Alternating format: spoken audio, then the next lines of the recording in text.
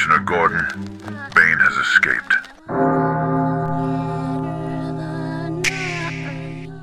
There is something sacred about the early hours, something invisible that cannot be measured by clocks.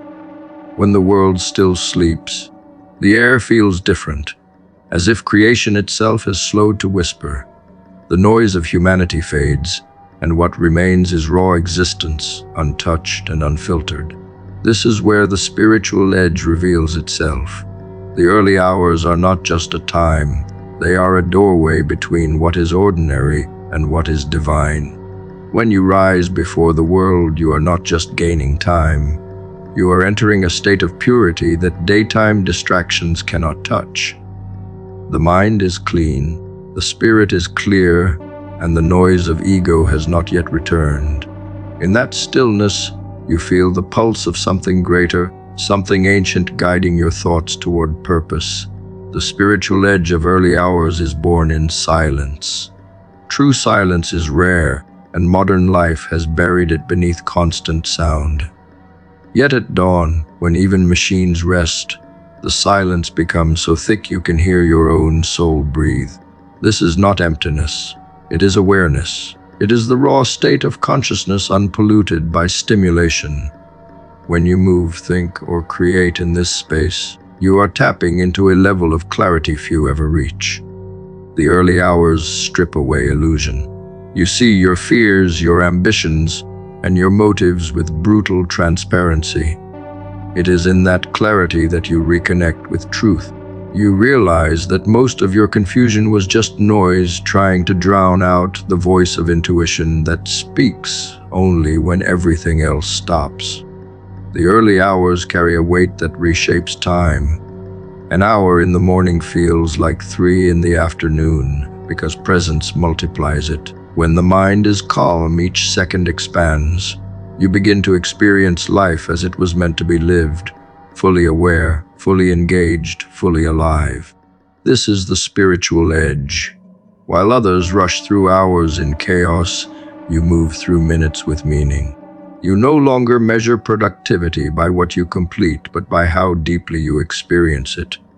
You enter flow effortlessly, and in that flow, you touch something eternal. The early hours make time sacred because you are no longer enslaved by it. You are in rhythm with it.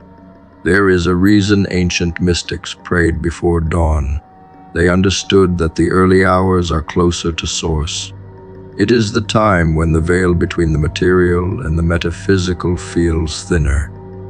In those moments, thoughts slow enough to feel the weight of existence. You realize that discipline itself is a spiritual act. Waking early is not just an act of productivity, it is a ritual of reverence.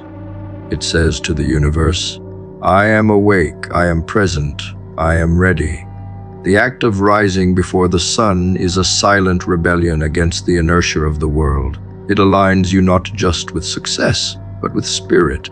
You no longer rise to chase tasks, you rise to meet yourself. The spiritual edge of early hours is solitude refined into strength. In solitude, there is confrontation. You face what you have avoided during the noise of the day, the regrets you hide from, the goals you postponed, the truths you pretend not to know. At 4 a.m., there is nowhere to run. You stand before the mirror of your own consciousness.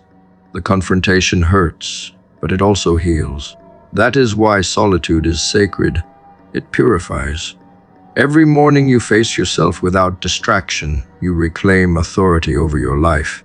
You stop seeking meaning in external validation because meaning begins to emerge from within. When you live within the spiritual edge of early hours, your relationship with the world transforms. You stop reacting to chaos and start creating from calm. You no longer seek the approval of the collective because you have already met silence, and silence has approved you. The morning becomes your monastery, and routine becomes ritual. In that ritual, you find presence, the awareness that life does not need to be chased to be meaningful. You understand that mastery over the self is not about dominance, but about alignment. The morning grants you this alignment daily, like a reset button for the soul. The early hours also reveal how much the body and spirit are connected. When you wake while the world still sleeps, you align with nature's rhythm, the rhythm of renewal. The air feels crisp, charged with subtle energy that amplifies focus and intuition. This physiological calm is spiritual clarity in disguise. The body quiets the noise of the mind, allowing awareness to expand. You feel lighter, not just physically but mentally. It is as if the energy of the universe itself moves differently before dawn, more generous, more still, more accessible. The early riser learns to drink from that stillness. There is humility in rising early. You learn that greatness has nothing to do with grand gestures.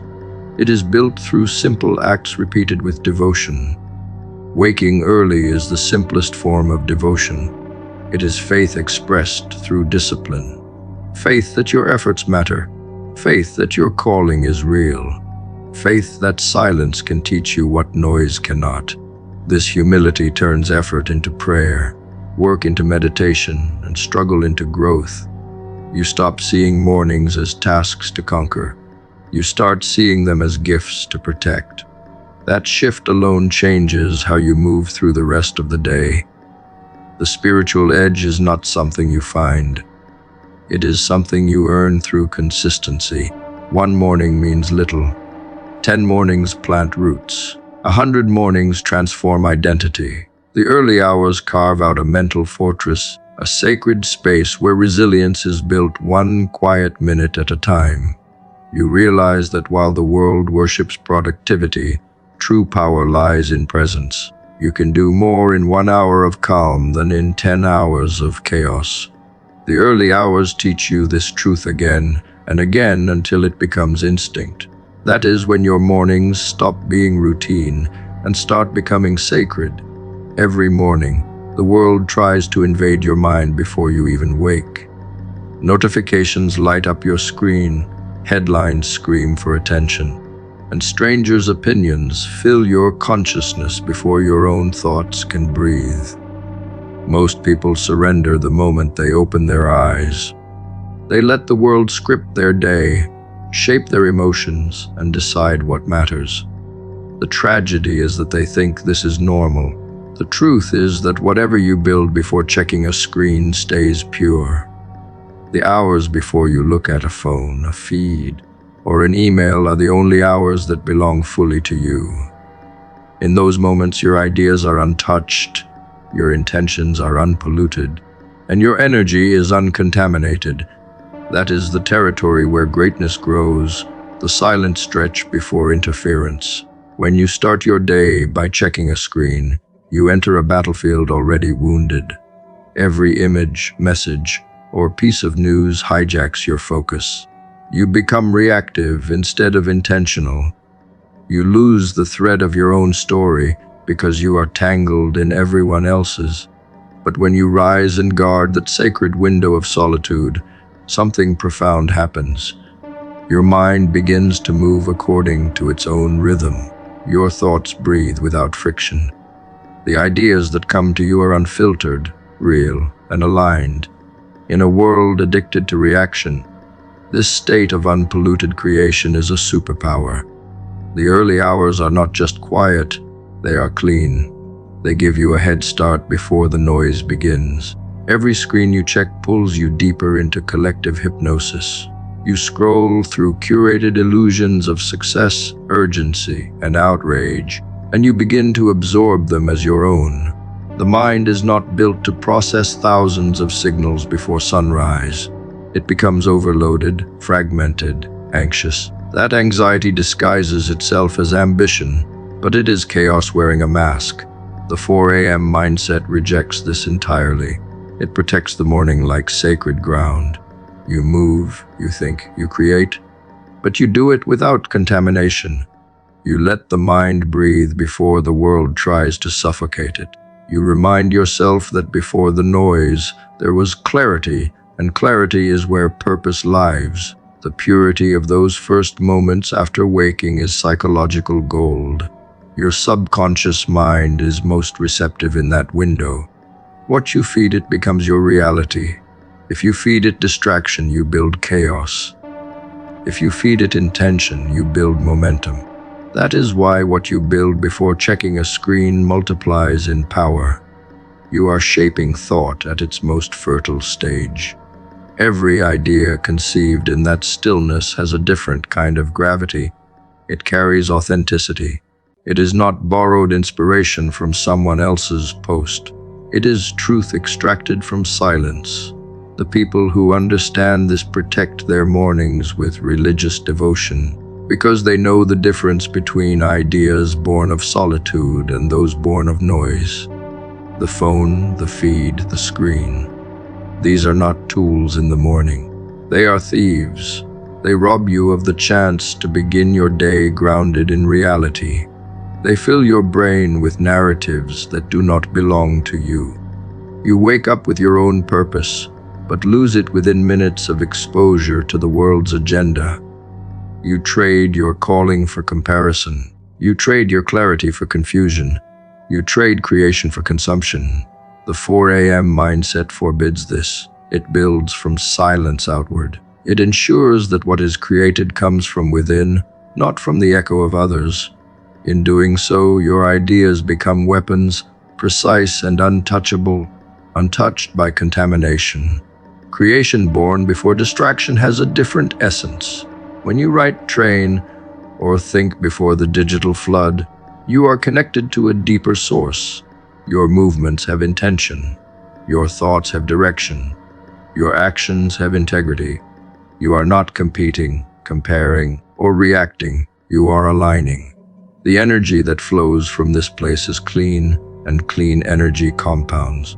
You begin to notice that progress made before exposure to the world feels smoother, faster, more efficient. This is not coincidence. It is psychological advantage. The unpolluted mind does not waste energy battling interference. It moves like a clear river, not a storm. When you build before the world speaks, you are designing from authenticity. You make decisions based on what feels right, not what looks right. You create work that serves truth, not trends. You lead with purpose, not pressure. This difference separates those who rise from those who fade. The people who let the world in too early end up diluted, shaped by every influence, pulled by every wave. The ones who guard their mornings remain distinct. Their ideas sound different. Their presence feels different. They are not louder, just deeper. The 4 a.m. mindset creates depth by subtraction, by removing the noise before it arrives. The act of withholding from the screen is not small, it is spiritual. It is an act of resistance in an age of addiction. When you choose to meet yourself before meeting the world, you are reclaiming sovereignty over your mind. You are saying, "My attention is mine." In that choice, you build identity. You shape how your consciousness unfolds that day. You stop being a passenger and become the architect again. That is where confidence comes from, not from validation, but from the knowledge that your first thoughts, first words, first actions belong solely to you. The longer you practice this, the more you begin to feel how deeply external noise dulls the inner voice. You start to realize that most people do not lack motivation. They lack silence. They drown their intuition under floods of information. But when you protect those hours, when you refuse contamination, your intuition becomes sharp again. It begins to guide you like radar. The decisions that once confused you become obvious. The goals that once felt blurry become vivid. You start moving with clarity so profound that it feels almost divine. That is not luck. It is alignment. At 4 a.m., there are no messages, no pings, no noise, no competing demands clawing for your attention. The world has not yet remembered you exist, and in that rare silence, time stretches. Every second becomes clearer, every thought sharper. These are frictionless hours free from resistance, free from interruption. You move without opposition, And that is where real momentum begins. When you operate before the world awakes, the absence of noise becomes your unfair advantage. Progress made in these hours carries a different velocity. It cuts deeper because it is uninterrupted. Each action becomes pure forward motion, each step uncorrupted by chaos. It is in these hours that you can build something clean, something powerful, something that will stand untouched when the day's noise tries to bury it. The human mind was not designed to multitask through noise. It was designed to move in focused bursts, to follow a singular rhythm. That is what the 4 a.m. hour gives you, the gift of undisturbed rhythm. While the rest of the world negotiates between tasks and distractions, you are one continuous flow. You stop fighting for time and begin owning it. The absence of interruption is not emptiness, it is clarity. It's the space where ideas can mature, where work becomes art, where movement feels frictionless because you are no longer pushing against resistance. You are gliding through it. In a distracted society, that kind of still momentum feels sacred. It becomes a form of meditation disguised as action. There is a power in knowing that while the city sleeps, you are advancing. That contrast is identity. The stillness outside mirrors the chaos within, and when you move through it, you define yourself against entropy. Entropy is decay, drift, dissolution, the natural state of everything that refuses discipline. Every action you take in those early hours becomes rebellion against that decay. You are proving to yourself that motion can exist without noise, that order can rise from quiet. While others surrender to the comfort of sleep, you are claiming territory in time they abandoned. This is how identity is forged, not through comfort, but through contrast. When you operate in frictionless hours, your actions begin to carry a kind of purity that daytime can never offer. The world's agenda has not yet arrived. You have no one to impress, no one to respond to, no one to compete with. You act because it is who you are, not because someone expects it. That distinction separates those who move for validation from those who move for purpose. The early hours strip away every illusion of audience. You are left with the truth, just you, your discipline, and the work. That purity builds character, and character becomes identity. In the silence, you start to see who you actually are when no one is watching. The absence of friction creates a different kind of strength. It is not the brute kind forged by struggle, but the silent endurance born from solitude. You learn to move consistently, gracefully, without forcing it. You realize that true momentum is not a sprint. It's a glide built on alignment. Every thought, every action, every breath begins to move in sync. You are not rushing, you are flowing. You begin to understand that the mind operates best when the world is still. That is why the 4M mindset feels spiritual. It is not just work, it is alignment with the natural rhythm of the universe before it wakes. The frictionless hours are also honest. Without noise to hide behind, you face yourself completely. Every excuse, every fear, every procrastinated goal is illuminated by silence. You can't outrun yourself at 4 a.m. The confrontation is raw, but it is also cleansing. You start to separate truth from story, progress from motion, purpose from noise. This self-examination becomes fuel. You realize that what slows most people down is not lack of time, it is lack of clarity. And clarity is born only in the absence of noise. That's why the early hours are sacred. They strip away distortion and leave only what matters. There is also something primal about moving while the world sleeps. It awakens a sense of ancient discipline, a reminder that survival once belonged to those who acted before the rest. You feel that instinct stir again, the quiet urgency to build before the sun, to think before the noise, to move before the crowd. It is not competitiveness, it is instinctual dominance. You are aligning with the same law that governs nature, the one that rewards the first to rise, the one that honors those who act before they are told to. That instinct, once sharpened, becomes part of your identity. You start to feel untouchable because you've reclaimed the most precious resource of all, time before interruption. When you move through frictionless hours, you are reminded that identity is not found. It is sculpted. Every early morning becomes a chisel, every repetition a strike against mediocrity. You carve away the unnecessary, and what remains is refined, deliberate, and enduring. The 4 a.m. hour becomes your forge, where you melt down excuses and mold precision. You stop asking who you are and start proving it through action. In this silence, your reflection sharpens, not the reflection in mirrors, but the one in your mind. You begin to trust that the person you are becoming is no longer theoretical. They exist in the quiet between your effort and the world's noise. Those who chase identity in public rarely find it, because noise distorts it. Identity demands contrast. It needs a world asleep to remind you that you are awake. It needs entropy around you to remind you that you are evolving. The city's silence is not your enemy, it is your witness.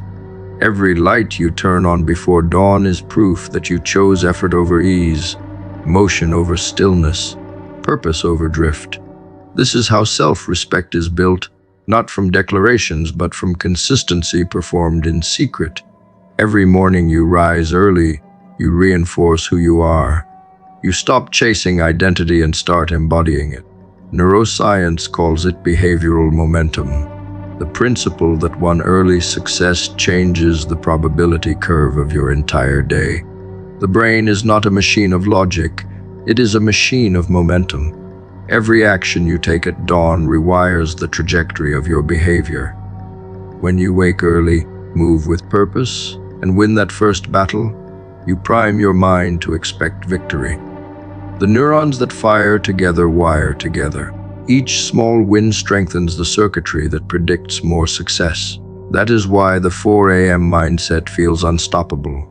It is not mystical, it is chemical. You have flipped the brain's switch from hesitation to flow.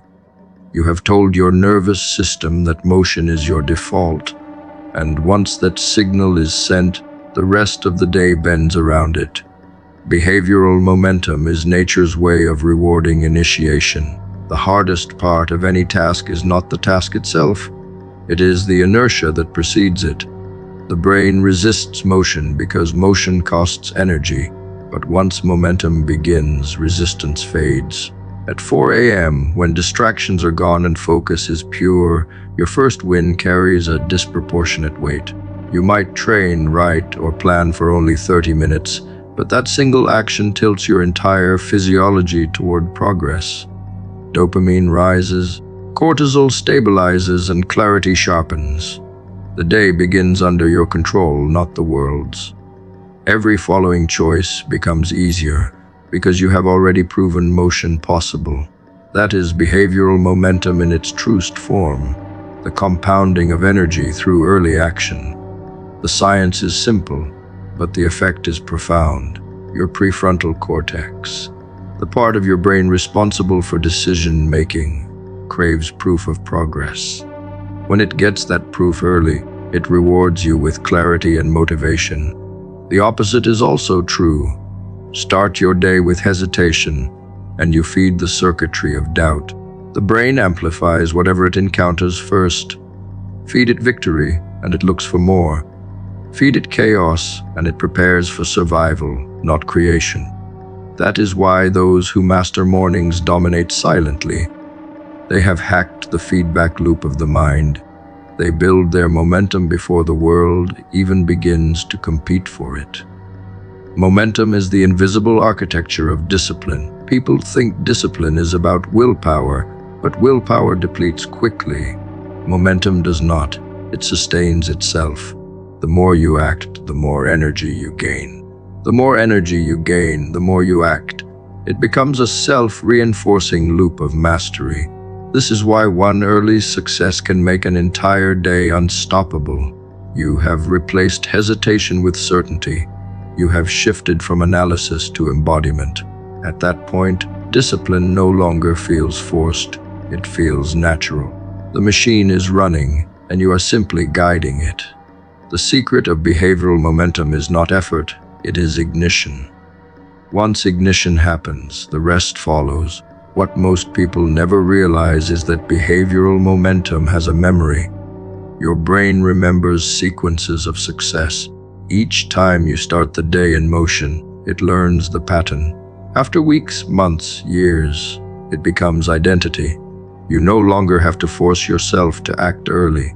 You simply wake up and move because your nervous system has made it instinct. The 4 a.m. mindset becomes muscle memory for the mind. You are not thinking about progress. You are living it. That is how consistency becomes inevitable. You have taught your brain that movement is safety and stagnation is danger. That reprogramming separates the average from the exceptional.